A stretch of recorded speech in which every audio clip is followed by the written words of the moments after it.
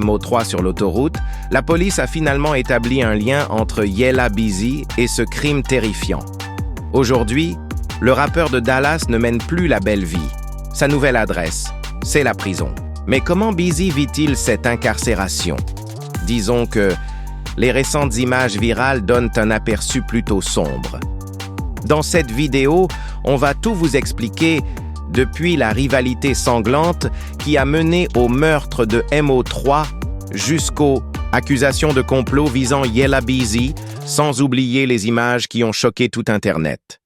Une nouvelle photo de Yella Beezy en détention circule en ligne, surgissant plus de 4 ans après la mort violente de Mo3. Le rappeur de Dallas a été arrêté et inculpé dans le cadre de ce que les procureurs qualifient de complot d'assassinat rémunéré. Le mardi 18 mars 2025, un grand jury du comté de Dallas a inculpé Beezy, de son vrai nom Marquise Conway, pour meurtre avec préméditation dans le cadre de l'assassinat de Mo3 survenu en novembre 2020 sur l'autoroute. Il a été arrêté 48 heures plus tard, accusé de meurtre capital contre rémunération. Des images obtenues par WFAA TV le 21 mars montrent l'arrestation de Yella Beezy, encerclé par plusieurs policiers. Menotté, il semble calme et coopératif lorsqu'il est conduit à la prison du comté de Dallas. Comme on pouvait s'y attendre, la vidéo est vite devenue virale. En commentaire, de nombreux internautes ont exprimé leur frustration face à la répétition d'un triste scénario, celui de rappeurs à succès ruinant leur carrière à cause de querelles insensées. Un internaute écrit « C'est triste de voir autant de frères qui ont réussi finir comme ça. » Un autre ajoute « Imaginez laisser derrière soi toute cette richesse pour entrer dans un endroit dont vous ne sortirez jamais. Tout ce que vous avez fait n'a plus d'importance. Vous devenez juste un numéro. » Un troisième commente « Comme disait ma grand-mère, tout ce qui est fait dans l'ombre finira par ressortir. Tes péchés te retrouveront. Fais attention, un jour tu te feras attraper. » Mais certains défendent une autre version, soulignant que Mo3 n'était pas aussi innocent que certains médias veulent le faire croire. Un fan résume ainsi « Les gens oublient que Mo3 se vantait d'avoir tiré sur Yella dans son morceau 219. Ce n'était pas un saint. Le karma n'expire jamais. » Si Mo3 a aussi joué un rôle dans cette rivalité, il n'y a aujourd'hui qu'un seul homme encore en vie pour en répondre, et c'est Beezy. Après son arrestation, Beezy n'a pas tardé à se battre pour retrouver sa liberté. D'abord, détenu sous une caution de 2 millions de dollars, il a comparu devant le tribunal le mercredi 26 mars pour demander une réduction. Les procureurs ont alors présenté des images de surveillance montrant un tireur poursuivant Mo3 sur l'I-35. Avant de s'enfuir, ils ont plaidé que Beezy représentait une menace pour la sécurité publique et qu'il risquait de fuir. Le juge a également entendu les témoignages émouvants de la famille de Beezy. Finalement, la caution a été réduite à 750 000 $. Un tournant majeur dans ce qui pourrait devenir l'un des procès les plus médiatisés de Dallas. Selon les documents judiciaires, Beezy aurait proposé de l'argent à un homme nommé Keiwan White pour éliminer Mo3. White aurait ensuite traqué et abattu Mo3 le 11 novembre 2020. Mais l'arrestation de Beezy n'est que le début. Au Texas, le meurtre sur commande est l'un des crimes les plus sévèrement punis. La perpétuité sans libération ou même la peine de mort. Le chef d'accusation de meurtre capital, celui auquel Beezy fait face, est le plus grave. Dans la loi texane, il entraîne la prison à vie sans possibilité de libération conditionnelle, voire l'exécution. Beezy espère toujours échapper à la condamnation. Mais cela semble de plus en plus difficile, surtout depuis que les deux hommes impliqués dans le meurtre coopèrent avec la justice. Keiwan White a été arrêté 3 semaines après la fusillade à la suite d'une chasse à l'homme. Initialement arrêté pour possession illégale d'armes, il a été inculpé pour le meurtre de Mo3 en février 2021. En 2022, il a plaidé coupable et a écopé de plus de 8 ans de prison. S'il est reconnu coupable de meurtre, White risque la perpétuité, ce qui pourrait bien l'avoir poussé à collaborer avec les enquêteurs. Et les rumeurs vont bon train. L'arrestation de Beezy serait le résultat direct de ses aveux. Un deuxième homme, Devon Morris Brown, a également été inculpé dans l'affaire le 21 avril 2021. Déjà en détention pour armes et drogues, il a déclaré être en colère à cause d'une publication Facebook liant MO3 à une femme qu'il connaissait. Les enquêteurs ont découvert des échanges fréquents entre Brown et White, ainsi que la présence du téléphone de Brown à proximité de MO3 la veille et le jour du meurtre. Le jour du drame, MO3 venait de quitter un ami lorsqu'il s'est rendu compte qu'il était suivi. Il a tenté de fuir par l'autoroute I-35. Après un accident, il a quitté son véhicule en courant. Les images montrent MO3 s'enfuyant, poursuivi par White, qui tire sur lui avant de retourner à sa voiture et de s'enfuir. Un passant a tenté de lui faire un massage cardiaque, mais MO3 a été déclaré mort à l'hôpital. La mort de MO3 a bouleversé toute la communauté. Fans et artistes lui ont rendu hommage, pendant que les autorités tentèrent de comprendre ce qui s'était passé. Le 13 novembre 2020, ses proches ont organisé un lâcher de ballon devant l'hôtel de ville de Dallas. Son manager, Brandon Rainwater, a confié à CBS-DFW. « On ne savait pas que Mo était autant aimé. Il est parti de rien et il est mort avec du pouvoir. C'est une mission accomplie. » Parmi les personnes présentes, il y avait Boosie Badazz, qui avait collaboré avec Mo3 sur le projet Badazz Mo3. Mais dès le lendemain, Boosie a été blessé par balle près du Big T Plaza. Il a survécu mais a refusé de parler à la police. Beaucoup y ont vu une vengeance liée à la mort de Mo3. À ce moment-là, Yella Beezy était déjà dans le viseur des enquêteurs. Il avait publié plusieurs vidéos se moquant de la mort de Mo3, allant même jusqu'à s'en attribuer indirectement la responsabilité. Bien qu'anciens amis, les deux étaient devenus ennemis jurés. Une ancienne vidéo montre pourtant Mo3 et Beezy ensemble en studio, preuve qu'ils étaient autrefois proches. Originaires du quartier d'Oak Cliff à Dallas, ils ont percé dans les années 2010. Mais dès 2017-2018, les tensions ont augmenté. Clash, pics sur les réseaux et des rumeurs d'une femme à l'origine du conflit. Tout a empiré après l'assassinat du comédien Roy Lee Pate, ami proche de Mo3, en 2018. Roy Lee avait publiquement ridiculisé Beezy et lui avait lancé un défi. Beaucoup pensent que Beezy est derrière le meurtre. Mo3, convaincu de sa culpabilité, aurait juré de se venger. Quelques jours plus tard, le 14 octobre 2018, Yella Beezy est victime d'une embuscade. Criblé de balles, il survit. Pour beaucoup, c'était la riposte de Mo3 dans Slide on M. Sorti en 2021, Mo3 semble revendiquer l'attaque. Les paroles décrivent une fusillade en voiture similaire à celle dont Beezy a été victime. En interview, les deux minimisent la querelle. Mo3 disait « c'est rien », tandis que Beezy prétendait ne même pas savoir qui il était. Mais début 2020, Beezy frappe le manager de Mo3, Brandon Rainwater, avec son équipe, à la sortie d'un club. Mo3 réagit en dénonçant cette lâcheté. « T'as attaqué un mec qui n'est même pas de la rue. » Ce fut peut-être la goutte de trop. Peu après, Beezy aurait planifié son coup pour faire taire Mo3 à jamais. Tragiquement, la mort de Mo3 n'a pas seulement ôté une vie, elle a déclenché une guerre de gangs à Dallas. Le jour de sa mort, Trap Boy Freddy publiait qu'il était coincé dans un embouteillage causé par le meurtre de Mo3 à quelques mètres de là, les cesses. Fans ont vite fait le lien. Sentiment après le meurtre, quelques minutes seulement après que Mo3 ait été abattu, Yella Beezy d'un cran son message de célébration en réalisant une vidéo Instagram Live dans laquelle il fait des mouvements de danse amusants et semble être de bonne humeur pendant le live. De nombreux fans ont souligné le fait que le clip opportun de Yella Beezy ne fait que confirmer son implication dans le meurtre de MHRA, mais le rappeur n'était pas prêt à baisser sa garde et à assumer la responsabilité du crime. Au lieu de cela, il a fait l'imbécile tout en demandant à son public ce qu'il voulait dire. L'équipe des Trois Mousquetaires était composée de Goyayo, qui après la mort de Meroui, a montré à quel point il était heureux que le rappeur soit décédé. Goyayo a réagi à un post en ligne où un fan en d'huile affirmait qu'il aurait souhaité que ce soit Goyayo qui meure à sa place. Goyayo, a répondu qu'il vivrait éternellement et qu'il faisait même partie du gang. Des assassins, les 3 offres de Mechri ont continué à se remplir de postes qui les plaçaient au centre de l'attention, tout en semblant vouloir passer pour les principaux suspects.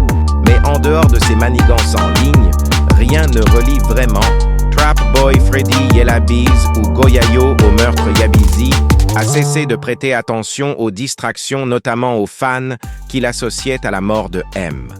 En fait, il les a complètement évités et a refusé de s'exprimer sur le sujet. Cela semble étrange car Yelabizi s'est sérieusement moqué de la mort prématurée de Mothreet. Pourtant, le rappeur ne s'en soucie guère. Lorsqu'Adam 22 lui a demandé s'il avait un contentieux avec Mothreet et comment il avait réagi à la comparaison Yella. Bisou sur un ton timide, semblant de ne pas être intéressé par la conversation. Cependant, l'intervieweur a continué, laissant Yelabizi répondre. Mais ce n'était pas toute la vérité, même si Yelabizi n'a pas reconnu son implication directe dans la mort de M. Son équipe a clairement fait savoir qu'elle voulait avoir le dernier mot. Ainsi, malgré la disparition de M, son manager, Rainware a continué à être pris pour cible en raison de son affiliation avec le défunt à une occasion Rainware. Le manager de M a été interpellé à l'aéroport et menacé de se battre. Cependant, il a également montré ses muscles en répondant au bluff de ceux qui l'attaquaient. Des sources ont rapidement confirmé que l'homme qui menaçait Rainwater dans la vidéo était affilié à Yelabizi. Nous ne saurons jamais si Yelabizi était au courant ou non, car le rappeur a gardé le silence tout au long de la saga. Mais il y a un homme qui n'a pas hésité à cacher sa haine pour Mothreet, c'est Trap Boy Freddy, plusieurs mois après sa mort. Trap Boy.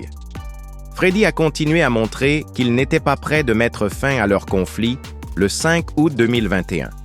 Trap Boy Freddy a lancé un projet intitulé Distraction. L'une des chansons de ce projet est Shirt, dans laquelle Trap Boy Freddy s'en prend violemment à M. Le rappeur parle de tuer son home dans son rap. Trap Boy Freddy ne mentionne pas explicitement Mott, mais il fait référence au nom que le rappeur s'est donné, à savoir Osama. Dans le morceau d'Idan, il dit « Fuck Bin Laden », en référence au nom de famille du célèbre terroriste Oussama Ben Laden. Ailleurs dans la chanson, Trap Boy Freddy fait référence à la description de la route où le rappeur s'est fait tirer dessus et évoque ensuite son conflit avec Yelabizi plus loin dans la chanson Trap Boy. Freddy mentionne que Yelabizi et son équipe ont poursuivi Rainwater, le manager de M, au milieu des vives déclarations de cette diss-song Trap Boy. Freddy est resté imperturbable. Au contraire, il a défendu son action contre son rival, affirmant que M avait commencé le bif parce qu'il l'avait dénigré, lui et ses proches décédés, pendant de nombreuses années. Pour Trap Boy Freddy, c'était le moment idéal pour réclamer sa part de chair, et même la tragédie qui a frappé Majeray ne valait pas la peine d'être laissée de côté en parlant à ses cheese. Il dit « Pour Trap Boy Freddy, c'était une raison suffisante pour continuer à cracher des dissertations inspirées de M, qu'il soit ou non dans le collimateur de la police. Quant au célèbre commentateur Charles Eston White, il trouve insensé que MHRA doivent mourir. White était un fan du rappeur de Dallas, s'en est pris au rappeur lié au gang Trap Boy Freddy. Et Yelabiz White a fait part de son amour pour Mothreet et de sa haine pour ses rivaux. Il a notamment reproché à Trap Boy Freddy et Yelabizi d'avoir célébré la mort de son rappeur préféré en insinuant que leur carrière était vouée à l'échec. Dans le même clip, White a confirmé qu'il était prêt à mettre la police aux trousses de ces deux ops. Les menaces de Charleston White ont gagné en popularité puisque l'animateur de No Jumper, Adam 22, a noté les commentaires et a interrogé Yelabiz. Lors d'une interview comme d'habitude, Yelabizi a refusé de s'exprimer sur le sujet. Au lieu de cela, il a répondu par des sourires, mais que Charleston White ait été sérieux au sujet de son rôle d'informateur du FBI ou non. Yelabiz s'est retrouvé dans l'eau chaude sans l'aide de son plus grand critique quelques heures après que Trap Boy Freddy ait publié son morceau de 6 dents de M. Le rappeur a été arrêté et les autorités ont fouillé son véhicule de fond en comble. Au cours de cette fouille, ils ont trouvé 400 grammes de ligne, une substance contrôlée, un sirop pour la toux et un fusil. Cependant, après sa libération, Yella Beezy s'est défendu en disant à ses fans que la police n'avait rien contre lui et qu'elle l'avait arrêté parce qu'il avait des désinfectants pour les mains dans des bouteilles qu'elle avait confondues avec des substances contrôlées. Au milieu de l'excuse, ce n'était pas la première ni la dernière fois que Yella bisontrait des problèmes. Avec la loi en 2018, il a été abattu à Louisville lors d'un drive-in sur la State Highway 121. 3 ans plus tard, Yella Beezy a de nouveau été arrêté. Cette fois, il a été accusé de possession illégale d'armes à feu. La même année, il a été accusé d'agression sexuelle et de mise en danger d'enfants dans le comté de Collin. Cependant, toutes ces accusations ont été abandonnées par la suite. Si vous avez apprécié ce clip et souhaitez rester connecté pour obtenir des informations de première main sur les tendances, veuillez cliquer sur la carte affichée à l'écran M4 ans après l'assassinat brutal de M3 sur une autoroute. La police a établi un lien entre Yella Beezy et ce meurtre horrible. Aujourd'hui, le rappeur de Dallas ne mène plus la grande vie. Il a une nouvelle adresse derrière les barreaux, mais comment bisant-il le coup en prison? Eh bien, disons simplement que ces nouvelles images virales brossent un tableau qui est loin d'être joli dans cette vidéo, nous. Allons tout décortiquer du bœuf mortel qui a conduit au meurtre de Mottrie, aux détails choquants du prétendu complot de Yella Beezy, et maintenant la séquence virale qui a fait parler tout le monde. Une nouvelle image de Yella Beezy en prison devient virale plus de 4 ans après le meurtre brutal du rappeur de Dallas Mo. 3. Le rappeur Yella Beezy a été arrêté et inculpé dans le cadre d'un complot présumé de meurtre pour le compte d'autrui, pour le meurtre sur l'autoroute de son ancien ami. En novembre 2020, le rappeur That's On Me, dont le nom légal est Marky Conway, a été inculpé par un grand jury du comté de Dallas le mardi 18 mars 2025 pour la mort de Murray. Et il a été arrêté 48 heures plus tard sur une accusation de meurtre capital contre rémunération image obtenue par WFAA TV le 21 mars 2025 montre le moment où Yella, bisorté par plusieurs officiers de police pour être placé en garde à vue, les mains menottées dans le dos. Le rappeur avait l'air calme et coopéré avec les policiers lors de son incarcération dans la prison du comté de Dallas. Comme prévu, la vidéo a rapidement attiré l'attention des internautes qui ont été nombreux à se rendre dans la section des commentaires pour exprimer leur opinion sur l'arrestation de Yella Beezy, tout en exprimant sa frustration face à la tendance commune des rappeurs noirs à gâcher leur carrière prometteuse pour des querelles insensées. Une personne a écrit « C'est triste de voir tous ces frères qui ont réussi à s'écraser ici ». Une autre personne a ajouté « Imagine que tu quittes tout cet argent pour entrer dans cet endroit dont tu sais que tu ne sortiras plus jamais, plus rien de ce que tu as fait n'a d'importance, tu n'es qu'un numéro. » Une troisième personne a dit « Comme le disait ma grand-mère, ce que tu fais dans l'obscurité sera révélé tes péchés. Te trouveront, faites attention à ce que vous faites, car vous vous ferez prendre un jour. » Un autre groupe de commentateurs a apporté une perspective différente à la conversation, soulignant que M n'était pas tant une victime que les médias le dépignaient. Un fan en particulier a résumé ce processus de pensée en écrivant « Les gens savent que Mottrie s'est ouvertement vanté d'avoir tiré sur Yella dans sa chanson 219 Mottrie était loin d'être un saint. Le retour n'a pas de date d'expiration, mais si M a joué un rôle de premier plan dans la querelle, il n'y a qu'une seule personne en vie qui doit répondre de ses crimes. Et c'est Beezy le rappeur n'a pas perdu de temps pour se battre afin de recouvrir sa liberté et peut-être de vaincre l'accusation de meurtre capital qui pèse sur lui, alors que sa caution avait été fixée à 2 millions de dollars lors de son arrestation. Le rappeur a comparu mercredi 26 mars devant le tribunal pour une audience de réduction de la caution au cours de l'audience. Les procureurs ont diffusé un clip montrant un tueur à gages tirant sur Mottrie et le poursuivant au milieu de la I-35. Avant de remonter dans son véhicule et de s'enfuir de la scène, ils ont fait valoir que la demande de réduction de la caution de BSIS devait être rejetée parce qu'il représentait une menace réelle pour la sécurité publique et qu'il avait les moyens de s'enfuir s'il le souhaitait. Le juge a également entendu le témoignage des proches de Yella Beezy. Après un examen approfondi des faits, Le juge a accédé à la demande de Yella Beezy et a réduit la caution à $705 000, affirmant qu'il mettrait le rappeur KO s'il acceptait de monter sur le ring avec lui pour une raison ou une autre.